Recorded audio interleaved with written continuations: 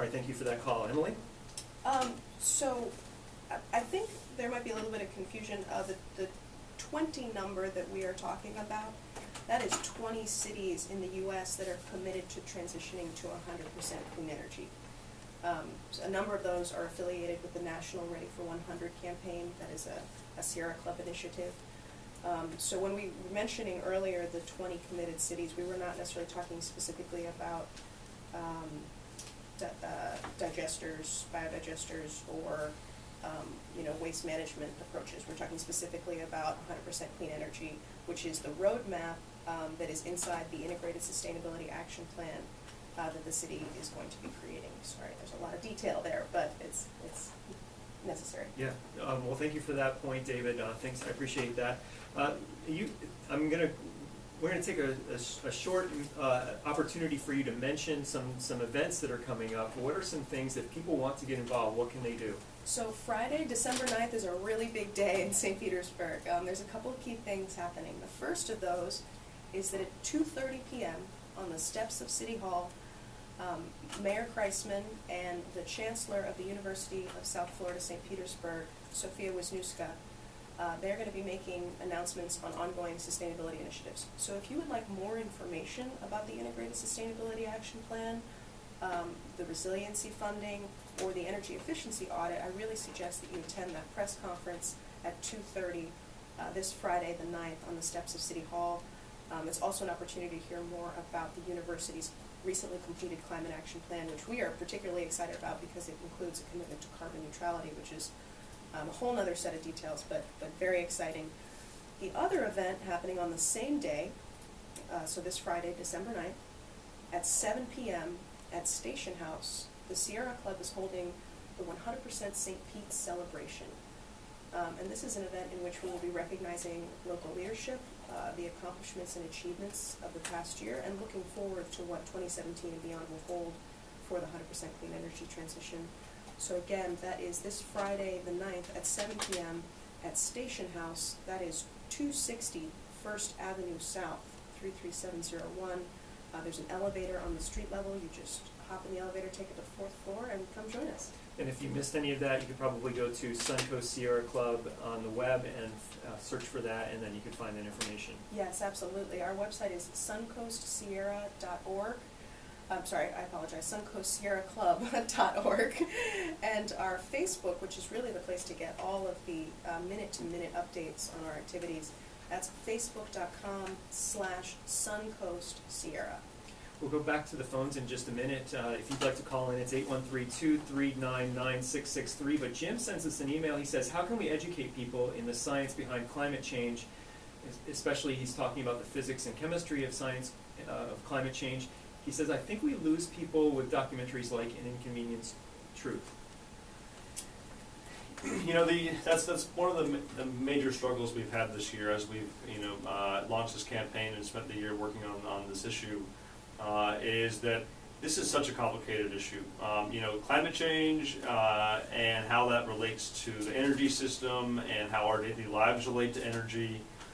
There's just so many technical things to go after. So, and to be honest, I don't think we've answered that question yet, because ultimately, one of the challenges of our time is for those of us who are on the front line of this fight, we need to get better at communicating with the public about these issues. And because we haven't done a very good job. You look at the the lack of consensus within the public on the issue of climate change. As from a scientific perspective, it's obvious, but I can't sit down with a regular person and go through all the numbers and the modeling and all the things that explains this. So I think that's something that as a community we need to work on, having events, having just discussions. Really trying to one of the analogies that we use is that we all know how much a gallon of gas costs. We need to get to where we talk about kilowatt hours on our power bill. We need to normalize conversations around energy and around climate change, and so we got a long way to go. James and the caller are absolutely right. This is a complicated issue that can be really difficult to communicate. But the short answer to that question, how do we educate the public, is join the Sierra Club. So the Suncoast Sierra Club is going to be spearheading this dialogue in the city of St. Petersburg and surrounding region for years to come. We want to be the place where different kinds of community members, business leaders, policymakers, academics, voices of all kinds can come together and have this dialogue. And we really believe that our Suncoast volunteers are uniquely positioned to then educate the public and communicate with our city government to make sure that these needs and wants are incorporated. And if I can also add, education is so key, K through 12 and higher ed. You know, when our kids are in school, they should be learning about these things. You know, they like the lack of civics, you know, is a real problem, and the lack of really good science in our education system is an issue. So when our kids graduate high school, they should have the fundamentals around climate science and the fact that sea level rise. If you look at a chart and you can see the line moving upward from left to right, you know what that is. And so we need to do a better job teaching our kids too. Let's try to squeeze in a quick phone call before we go. Bruce in St. Pete, do you have a question you can ask quickly? I was just going to say, tonight there is a protest in support of the Standing Rock Protectors in St. Petersburg at 4 p.m. to 6 p.m. The corner of 22nd Avenue North and 34th Street, where Bank of America and Wells Fargo are, two of the primary funders of the DAPL pipeline. Great, good to know. And again, I just want to remind everybody listening that if you'd like to get involved, please also join us at facebook.com/SuncoastSierra or suncoastsierraclub.org. All right, thank you for that call, Bruce. And I also want to thank our guests for joining me on Midpoint today. Emily and James, thanks so much. Thank you. Thank you very much, Sean. James Scott and Emily Gorman are co-managers of the Suncoast Sierra Club's Ready for 100 St. Pete campaign. I'm Seán Kinane. I'm the host of WMNF News Midpoint Monday. I want to thank everyone who called, who emailed, and texted today.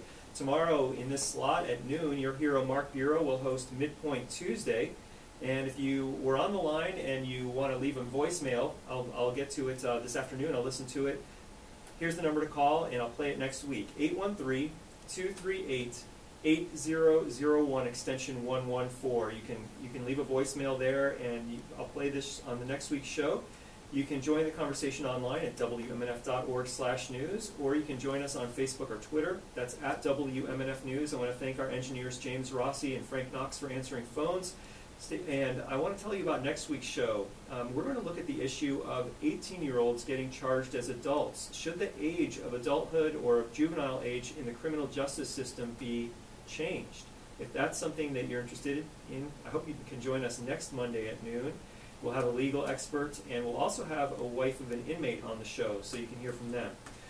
Stay tuned now for great music, starting with Flea's show on It's the Music. That comes up at 1:06, right after NPR headlines on WMNF, Tampa, St. Petersburg, Sarasota.